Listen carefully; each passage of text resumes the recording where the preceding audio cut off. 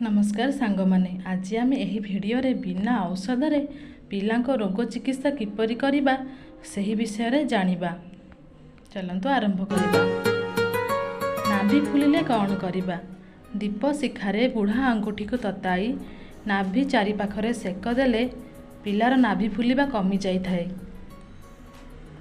नाभि रे घा हेले कौन करिबा? हलदी गुंड बा निंब पत्र को गुआ घिओ रे भाजी नाभि रे लगाइले यह भल हो जाई थाए। पिलांको बाछरा झाड़ा हेले कौन करिबा?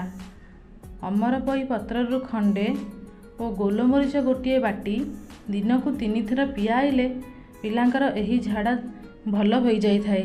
साधारणतः पिला मानकु एही भली झाड़ा होई थाए। एथिरे पिला माने बहुत दुर्बल हो जाती। सर्दी बा ठंडा हेले कौन करिबा? तुलसी पत्र रस और महू मिसाई खुआइबा किंबा सोरिष तेल नाक उपरे और पादरे लगाइबा द्वारा पिलांकर ठंडा भल हो जाई थाए। पिलांको काश हेले कौन करिबा? बासंग पत्र रस और महू अधा चामच दिन को 2 थर किंबा कला तुलसी को महू सह खुआइले पिलांकर काश भल हो थाए। पाटी जीभ ओठरे घा हेले कौन करिबा? टांगणा खई को गुआ घिओ रे मिसाई लगाइबा द्वारा घा भल हो जाई थाए। कान टणकिले कौन करिबा? पानपत्र रस गेंडुपत्र रस किंबा कदली बाहुंगा रस उषुम करी कान रे पकाइले कान टणा भल हो जाई थाए। कान रे पूज हेले कौन करिबा?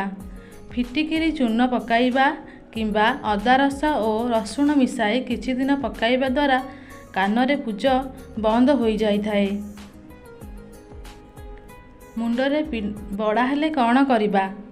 झड़ी पड़िथिबा बरपत्र गुड़िए पोड़ी और धुआं पत्र को पोड़ी सेथिरे बरपत्र भस्म 2 भाग और धुआं पत्र भस्म 1 भाग नड़िया तेल रे मिसाई मुंडरे 2-3 थर लगाइबा किंबा अर्जुन गछर छेली को बाटी गुआ घिओ सहित मिसाई लगाइबा द्वारा पिलांकर मुंडरे बड़ा भल हो जाई थाए। साधारणतः जन्मित पिलांकु एही रोग होई थाए। झाड़ा न हेले कौन करिबा? पानपत्र डेम्फरे महू लगाई किछि जड़ा तेल लगाई मलद्वार भितर रखिबा द्वारा पिलांकर झाड़ा ठीक से होई थाए। कोष्ठबोध हेले कौन करिबा? कलरा पत्र रस सह महू मिसाई पियाई देबा किंबा सोरिष तेल तଳି पेटरे मालिश करिबा द्वारा भल होई थाए। मूत्र बंद हेले कौन करिबा? अमरपई पत्र किंबा गेंडु पत्र को बाटी नाभि चारिकड़े लेप देले पिलांकर एही मूत्र दोष कटि जाई थाए। कृमि हेले कौन करिबा? सपुरी गछर पाचिला पत्रर रस सह टिकिए सैंधव लवण मिसाई 3 दिन अल्प अल्प करी पियाइबा द्वारा पिलांकर कृमि भल हो जाई थाए। सांग माने जदि मोर भिडियोटी आपण मानकु भल लागिला तेबे लाइक शेयर एंड सब्सक्राइब कर दियंतु। धन्यवाद।